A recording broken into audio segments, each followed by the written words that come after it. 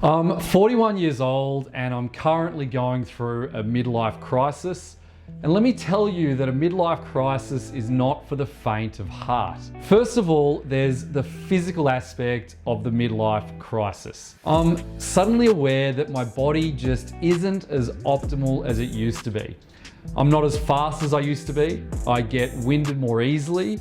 And I've got to think twice about eating that extra slice of pizza. And let's not even talk about the fact that I've got to start thinking about things like cholesterol and blood pressure and all of these things that I just never used to think about. Just the other day, I was doing some boxing in the morning and I went for my right hook that little bit too fast. And for about 5 days now, I've felt this searing pain in my lats and it just won't go away. It's like my body's saying to me, hey buddy, you're just not as young as you used to be. It's time to start taking care of yourself. But it's not just the physical changes that are tough to deal with. Going through a midlife crisis also makes me really aware that I'm gonna die one day. I know that it sounds really morbid, but it's just a fact of life. And when you hit your 40s, that fact starts to sink in that little bit more. I'm not panicking about it, but it does make me think about how I want to spend my remaining time on Earth. And speaking of spending my time,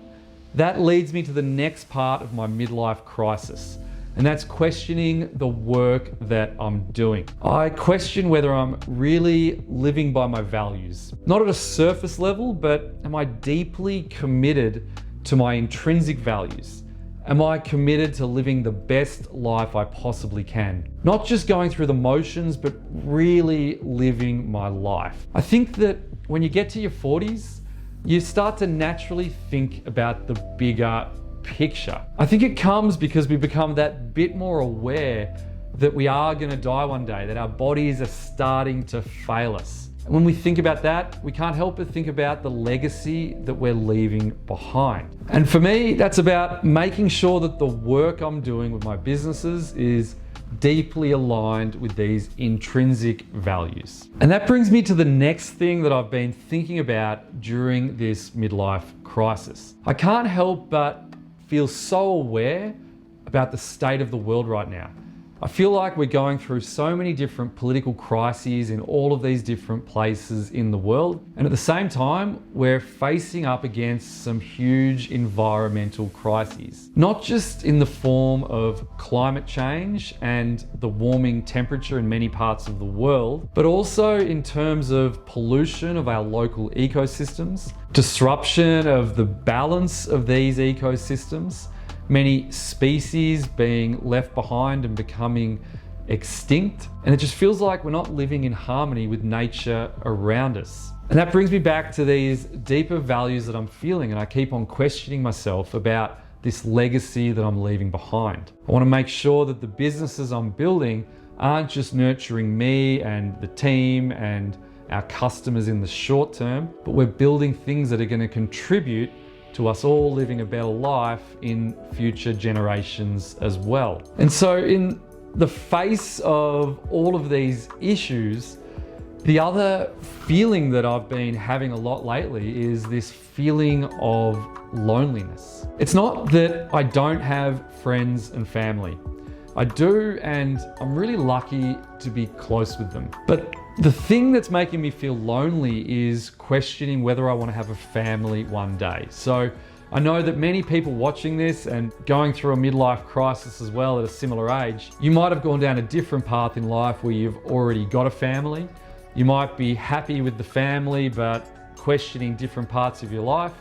Or it could be that the families you've had are bringing you a whole set of other challenges that also bring its own sense of loneliness. But in my case, I've lived a very single life and haven't had a family. And I just feel confused about all of these possibilities before me. The path of setting things up now to slow down and get myself ready to potentially meet someone and have a family one day. But I feel another sense of confusion about there's many good things about my life, and the other path of being single, being a loner in life, building businesses and doing all of these wonderful things also brings a lot of satisfaction. So the two paths are obviously wonderful eventualities to arrive at if you can create a great life around it, but I just can't help feel stuck in these feelings that really surge through me at different moments. It's like my life is at a crossroads right now, and I'm just not sure which path to take. So I'm feeling a little bit overwhelmed lately with all of these emotions, but